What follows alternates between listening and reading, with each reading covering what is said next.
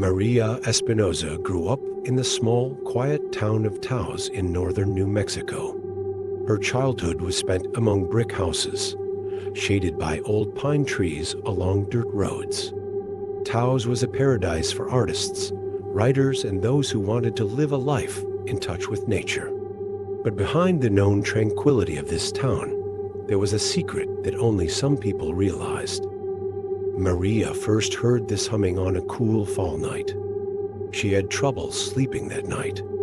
The moonlight filtering through her bedroom window fell on the ceiling, giving her room a faint glow. Just as his eyes were about to close, he felt a muffled vibration coming from deep within. At first, he thought it was a distant truck, but the road was empty. Perhaps it was the wind howling, but not a single leaf was moving outside. The vibration he felt as he lay there seemed to come from under the ground. It was regular, undulating, like an engine, but not running, like a pulse, but not beating. Maria slowly sat up in bed, held her breath, and listened carefully. The sound was like the monotonous hum of a machine, but with a natural rhythm. She waited a few minutes, thinking maybe it would stop, but the sound was there. In the morning, he told his grandmother what he had heard. The old woman shook her head and said only, "Some people hear it, some people don't." Maria was very confused. What did that mean? Who would hear and who would not? Days passed, weeks passed, but Maria had not forgotten the humming. Sometimes it came suddenly at night, sometimes it didn't appear for days.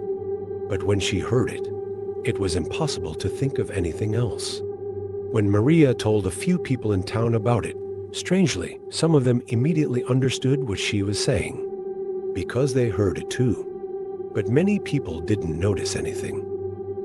When Maria tried to explain to these people, they either laughed or told her that her imagination was playing tricks on her. Then, one day, a group of scientists came to the town of Taos.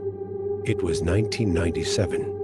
News of this strange noise in the town had spread, and many people, from paranormal enthusiasts to geologists, had flocked to investigate the matter.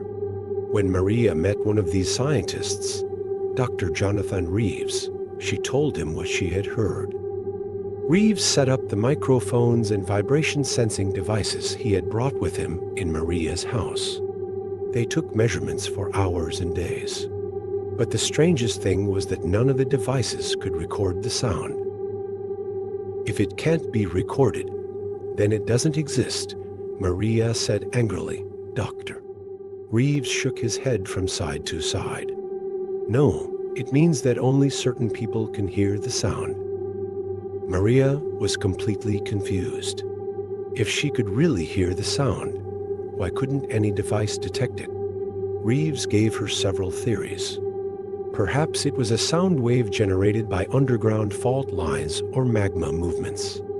Maybe some people were more prone to hearing sounds of a certain frequency than others. Maybe the humming was coming from an extraterrestrial source. But none of this was a definitive answer.